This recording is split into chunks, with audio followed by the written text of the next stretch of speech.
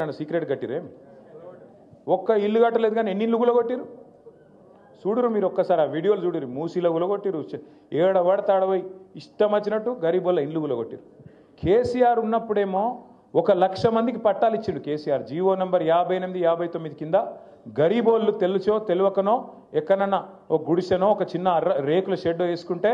వాళ్ళందరికీ గ్యారెంటీ ఉండాలని చెప్పి 1,00,000 మందికి పట్టాలు ఇచ్చిన నాయకుడు కేసీఆర్ గారు అదే ఈ రేవంత్ రెడ్డి ప్రభుత్వం వచ్చినాక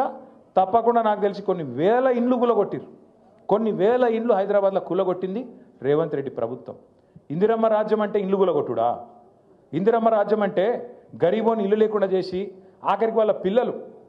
ఇంట్లోకి వెళ్ళి వాటర్ బాటిల్ తీసుకుంటాం బ్యాగు తీసుకుంటాం అంటే కూడా మెడలు పట్టి నూకవతల వారేసి తీసుకోలేకున్న అవకాశం లేకుండా చేసి వాళ్ళని నిలగొట్టుడు ఇందిరమ్మ రాజ్యమా గరీబోళ్ళకు వ్యతిరేకంగా ఉండే ఇందిరమ్మ రాజ్యమా ఈ మాట మనం చర్చలో పెట్టాలి మీరిగిన పొరపాటున కాంగ్రెస్కి ఓటేస్తే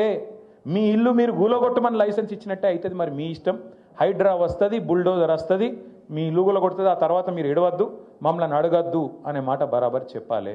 తప్పకుండా యాద్ చేయాలి ఈ మాట